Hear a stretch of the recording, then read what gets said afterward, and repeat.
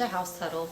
Here, we objectively and openly discuss true crime cases and identify where societal norms have turned red flags into gray ones, or in some cases, have eradicated them in the face of death. If you're new here and enjoy the content, I hope you will subscribe and like the video, as it truly helps support the channel. Let's begin.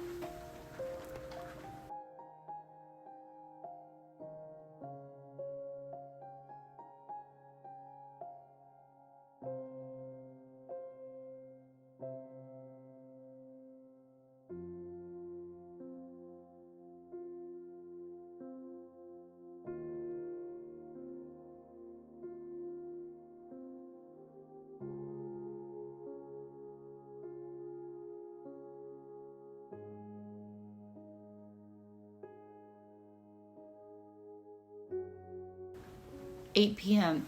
North Carolina time. While we do not know the day-to-day practices of Shanann's family back home in North Carolina, I will do my very best to paint a picture of my own small town country evening to give you an idea. 8 p.m. is usually a time involving something to do with dinner, or as we call it in the South, supper, albeit eating or cleaning up, and then showers before bed. Given the following day was a Monday, it would make sense that they were preparing for the week ahead. Dirty South in Fayetteville, North Carolina opens at 10 a.m., so it's a little later start to a workday than the average 8 to 5.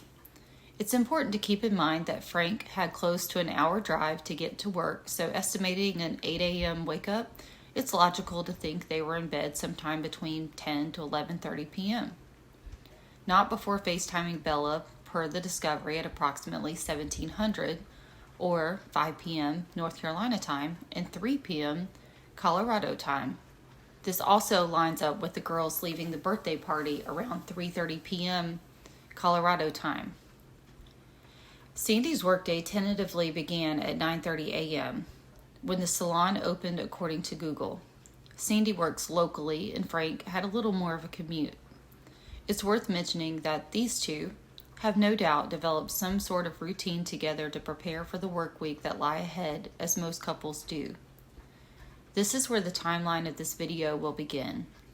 August 12th, 2018, on the East Coast in a modest yet cozy home. The humidity began to substantially rise following the evening thunderstorms. Nothing quite beats the sound of rain on the roof after a home-cooked meal and a hot shower. Quite honestly, it sounds like the perfect weather to fall asleep. Around the same time, on the West Coast, the humidity was down and nothing but passing clouds was in the forecast for the night as Shanann prepared to catch her flight home. As reported by Arizona Central, a fresh round of monsoon storms hit the Phoenix metro area Sunday evening, knocking down power lines, delaying and diverting flights, and prompting water rescues.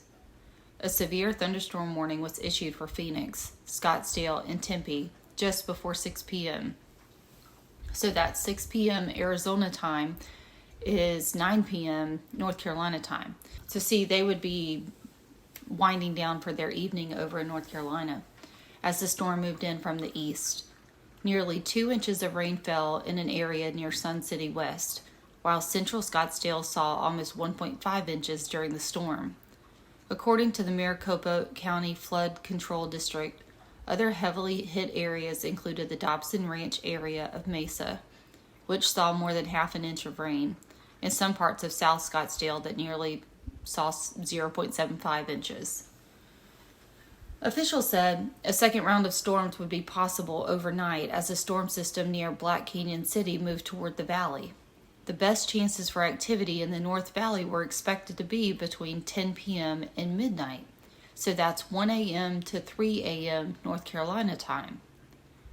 Meteorologist Jarrett Rogers said the monsoon was hitting the Payson area by the early evening hours, with officials warning that the storms could bring golf ball-sized hail and 70-mile-per-hour winds.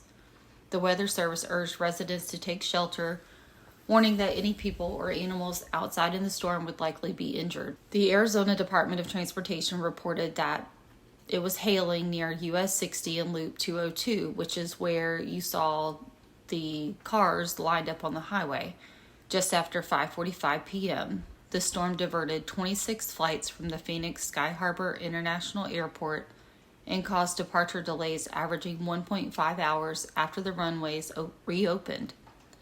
An airport spokesperson said, around 12,000 Salt River Project customers were without power as of about 9:30 p.m. because of the storm. Most of the outages were in Scottsdale and Tempe, according to the SRP's outage maps. Both utilities have been responding to storm damage, with Sunday's storm marking the 5th storm in 6 days. This is eerie in a sense that she only had a small window to leave Arizona before the next storm was set to roll in and cause additional delays. Meanwhile, it was 4:45 p.m. in Colorado. Frank had already FaceTimed Chris and Bella, only hearing Cece in the background. The last time anyone saw the girls in person was 3:30 p.m. as they left the birthday party. The evening begins to shift just like the weather.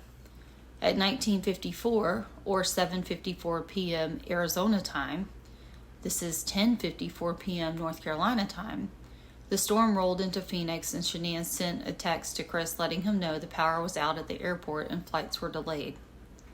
It appears Chris never responded, and not long after, we see Shanann calls Chris and holds a quick conversation, and then it's followed by a text to Chris at 20:20 saying, "Sorry I bothered you. I just wanted to talk to you." As of 2033, we still see no response from Chris, and yet Shanann leads with an encouraging text showing Chris she appreciates him. This is very much indicated in the Hold Me Tight book that she was devouring over the weekend, and Chris threw it in the trash. Maybe if he'd read that book, or at least started it, he would have realized that she was really trying. She was reaching out at that point, and regardless of him ignoring her, she was really trying to connect with him on some level before getting on that plane. Then we see Chris in short text respond to the earlier messages and acknowledges that he spoke with Addie. The problem gets swept to the side, and she begins to speak about the day-to-day concerns. It's almost like a default. Tomorrow's shopping list. Then it returns to silence from Chris for hours. Nothing. No response. It's clear in her message to Addie that Shanann is sitting in this airport delay with running thoughts speeding through her head about her marriage. She tells Addie, "This is what I sent him." It's logged in the Discovery at 21:13 hours around midnight North Carolina time. Shanann sent a text message to Addie explaining the accompanying text was what Shanann planned to tell Watts, quote unquote, tomorrow night. The message read, "Can you please tell me something? Because just like you, I'm in my head. I try to fix things and make them better, and this is making me crazy. I know that you need time. I want to give you what you're asking for and respect your space. I need some time. This place that I'm in my head, it's not a good place. It is not healthy for me or Nico. I need you to help me help you. I need you to give me just a little bit of what I did or didn't do so that I'm not going crazy in my head trying to figure it out. I know I can't fix this by myself, that we're going to have to work together." She gets nothing from him. She calls him. Nothing. She texts him an update. Nothing. At 23:21 hours, it's logged in the Discovery that Watts finally replies, quote, "Holy crap, sorry I passed out on the couch. That's going to be late," end quote. 23:21 Colorado time is 2:21 a.m. North Carolina time. Sometime in the middle of the night, Sandra accounts for this premonition she has. The timing of it is undeniable. The fear for her daughter hit its peak literally in the moments that she was delayed at the airport and ultimately in the air to her final moments on this earth. Per the Discovery, this is all the data contacts we see for Shanann's phone until 7:40 a.m., a text message that was sent from Chris asking where she was on August 13th, 2018. According to Frank's interview with law enforcement, he states that Sandra attempted to contact Shanann that morning and didn't get a text, or she didn't get a response. This is not found in the discovery, although if it had happened, I don't know or understand why it would have been redacted. I'm not saying by any means she didn't call her. Something tipped her off. But if she called Shanann, no answer, then called Chris, no answer, then Chris texts Shanann at 7:40 a.m., it aligns the phone calls from both Sandra and Chris that were made to the girls' school. In the discovery, we see the quote-unquote summarized statement, which according to my contact at law enforcement is 100% wrong. That person could be in some serious trouble because the statements would never hold up in court because they are summarized and they are not verbatim what was said. So, absolutely nothing stating that Shanann's mother reached out to her, and the biggest question we need to ask about this is why? It would be 100% understandable for her mother to attempt to call her that morning, especially after having such a dream. Why eliminate that call?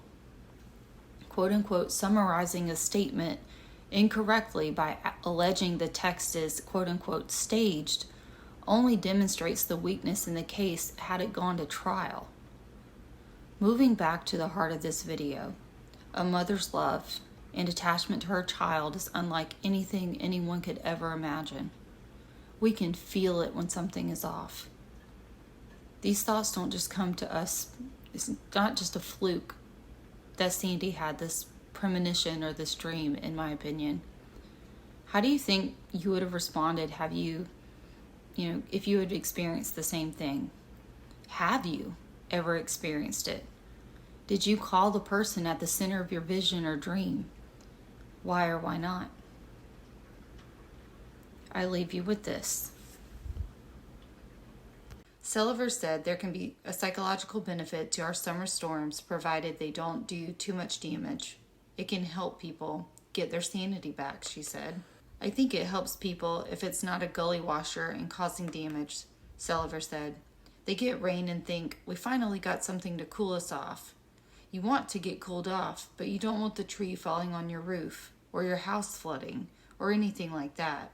My heart goes out to the people who have those things happen.